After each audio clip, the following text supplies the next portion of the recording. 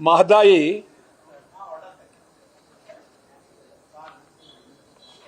ನಮಗೆ ವಿರುದ್ಧವಾಗಿದೆ. ಕೇಂದ್ರ ಸರ್ಕಾರ ಗೋವಾದ ಪರವಾಗಿದೆ. 2018ರಲ್ಲಿ ನಮಗೆ 13.42 TMC ನೀರು ಕೊಡಬೇಕು ಅಂತೇಳಿ ಮಹದಾಯಿ ನ್ಯಾಯಮಂಡಳಿ ತೀರ್ಮಾನ ಮಾಡಿದೆ.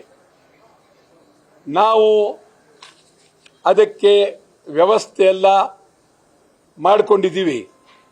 ಈ ಸಂದರ್ಭದಲ್ಲಿ ಕೇಂದ್ರದ ಪರಿಸರ ಮಂತ್ರಿ,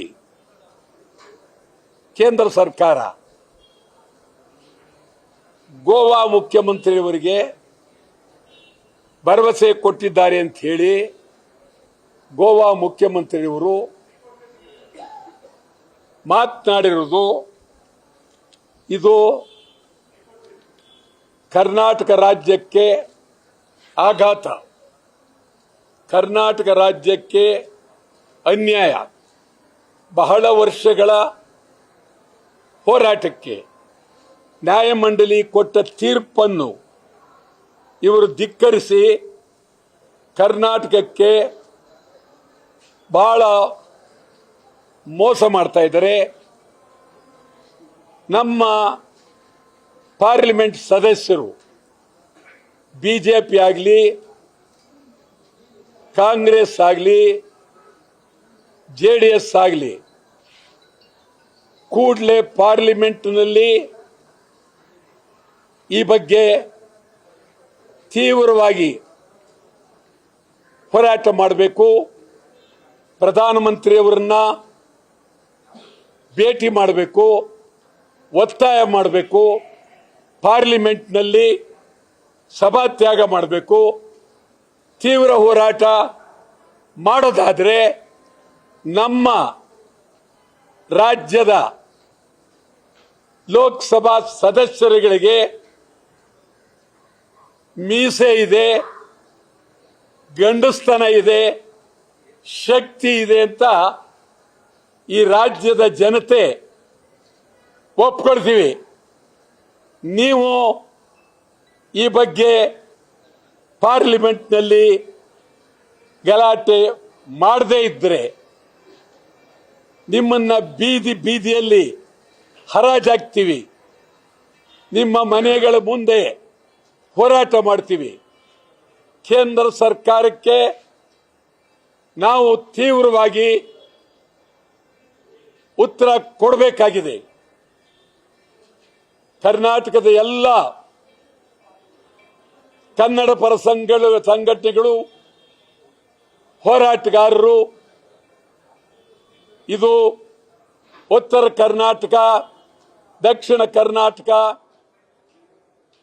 ಕಲ್ಯಾಣ ಕರ್ನಾಟಕ ಅಲ್ಲ, ಅಖಂಡ ಕರ್ನಾಟಕದ ಸಮಗ್ರ ಕನ್ನಡಿಗರಿಗೆ ಮಾಡಿದಂತ ದ್ರೋಹ. ಈ ಸಂದರ್ಭದಲ್ಲಿ ನಾವು ತೀವ್ರ ಹೋರಾಟ ಮಾಡಬೇಕಾಗಿದೆ. ಕೇಂದ್ರದ ವಿರುದ್ಧ, ಗೋವಾದ ವಿರುದ್ಧ ಎಚ್ಚರಿಕೆ ಕೊಡ್ತಾನೆ. ಕರ್ನಾಟಕ ಬಂದ್ ಅನ್ನು ಕೊಡ್ತೇವೆ, ಕರ್ನಾಟಕ ಬಂದ್ ಅನ್ನು ಮಾಡ್ತೇವೆ. ಕೇಂದ್ರ ರಾಜ್ಯಗಳಿಗೆ ಯಾರೇ ಮಂತ್ರಿಗಳು ಕರ್ನಾಟಕ ಬಂದರು, ನಮಗೇನು ಅವ್ರ ಬಗ್ಗೆ ವೈಯಕ್ತಿಕವಾಗಿ ದ್ವೇಷ ಇಲ್ಲ. ಆದರೆ ಇಲ್ಲಿ ಬಂದು ಸಭೆ ಮಾಡಬಾರದು. ಮತ್ತು ಕರ್ನಾಟಕದ ಮಂತ್ರಿಗಳು ಯಾರಿದ್ದಾರೆ, ಕರ್ನಾಟಕ ಹೋಗಿರ್ತಕ್ಕಂಥವರು, ಅವರು ಕೂಡಲೇ ರಾಜೀನಾಮೆ ಕೊಡಬೇಕು.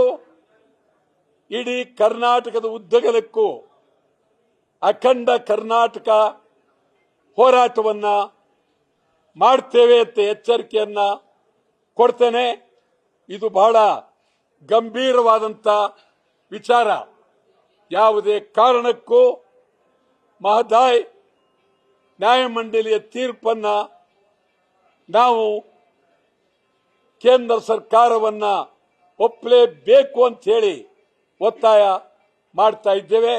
ಇಡೀ ರಾಜ್ಯದ ಸಮಗ್ರ ಕನ್ನಡ ಪರ ಸಂಘಟನೆಗಳು, ಕನ್ನಡಿಗರು, ಹೋರಾಟಗಾರರು ಎಲ್ಲರೂ ಒಮ್ಮತದಲ್ಲಿ ನಿಂತು ತೀವ್ರವಾದ ಹೋರಾಟವನ್ನ ಮಾಡಬೇಕಾಗಿದೆ. ಎರಡನೇದು, ವಿಧಾನಸೌಧದ ಮುಂದೆ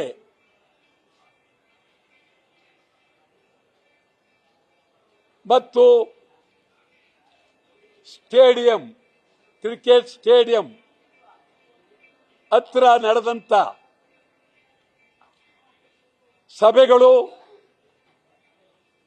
11 ಜನ ಸಾವು, ಇದು ನ್ಯಾಯಮೂರ್ತಿಯೊಬ್ಬರು, ಅವರ ಬಗ್ಗೆ ನನಗೆ ವೈಯಕ್ತಿಕವಾಗಿ ಗೌರವ ಇದೆ. ಅವರು ಕೊಟ್ಟಿರ್ತಕ್ಕಂಥ ವರದಿ ನನಗೆ ಒಪ್ಪಿಗೆ ಇಲ್ಲ. ಅದ್ ನೋಡಿದ್ರೆ ಸರ್ಕಾರ ಏನು ಸರ್ಕಾರದ ಮನಸ್ಸಿನಲ್ಲಿ ಇದೆ ಅದನ್ನೇ ಕೊಟ್ಟಿದ್ದಾರೆ.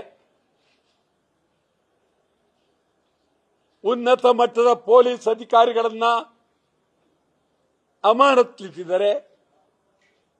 ಸ್ಟೇಡಿಯಂನವ್ರನ್ನ ಎಲ್ಲರನ್ನೂ FIRಕ್ಕೆ ಕಳಿಸಿದ್ದಾರೆ. ಆದರೆ ಸರ್ಕಾರಕ್ಕೆ ಏನೂ ಇಲ್ಲ ಅನ್ನುವ ರೀತಿಯಲ್ಲಿ ಕುರುಡು ಸರ್ಕಾರದ ತರ ನಟನೆ ಮಾಡ್ತಾ ಇರತಕ್ಕಂಥದ್ದು ಸರಿಯಲ್ಲ. ನಿಮ್ಮನ್ನ ವಿಧಾನಸೌಧದ ಮುಂದೆ ಸಭೆ, ಅಧಿಕಾರಿಗಳ ಸಭೆಯನ್ನು ಕರೆದು ಏನು ಅಂತ ತೀರ್ಮಾನ ಮಾಡಲಿಲ್ಲ. ಯಾಕೆ ವಿಧಾನಸೌಧದ ಮುಂದೆ ಒಂದೇ ನಿಮಿಷದಲ್ಲಿ ಸರ್ಕಾರ ಹೇಳಿದ್ರೆ ಸಭೆ ನಿಲ್ತಾ ಇತ್ತು.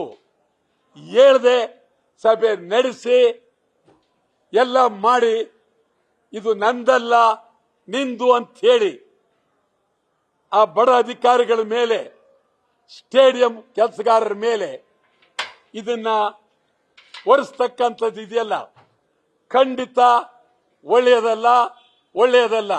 11 ಜನ ಸತ್ತಿದ್ದಾರೆ. ಅವರ ಆತ್ಮ ನಿಜಕ್ಕೂ ನಿಮಗೆ ಕಾಡಿಸ್ತದೆ. 11 ಜನರಿಗೂ ಕೇಂದ್ರ ಕ್ರಿಕೆಟ್ ಮಂಡಳಿ, ಕರ್ನಾಟಕ ಕ್ರಿಕೆಟ್ ಮಂಡಳಿ, ಚಾಲೆಂಜರ್ಸ್, ಸರ್ಕಾರ ಸೇರಿ ಪ್ರತಿಯೊಬ್ಬರಿಗೂ ಕನಿಷ್ಠ 5 ಕೋಟಿ ರೂಪಾಯಿಯನ್ನ ಕೊಡಲೇಬೇಕು ಅಂತ ಹೇಳ್ತೀನಿ. ಇದ್ರ ಜೊತೆಗೆ ಖುನ್ನಾವರ ಈಗೇನು ಹೇಳಿದೆ ಆ ವರದಿಯನ್ನ ತಿರಸ್ಕರಿಸಬೇಕು. ಇಡೀ ನಾಡಿನ ಜನ ತಿರಸ್ಕರಿಸಬೇಕು ಅಂತೇಳಿ ಒತ್ತಾಯ ಮಾಡ್ತೇನೆ. ನ್ಯೂಸ್ ಫಸ್ಟ್, ನಿರ್ಭೀತಿಯಿಂದ ನಿಮ್ಮ ಪರವಾಗಿ.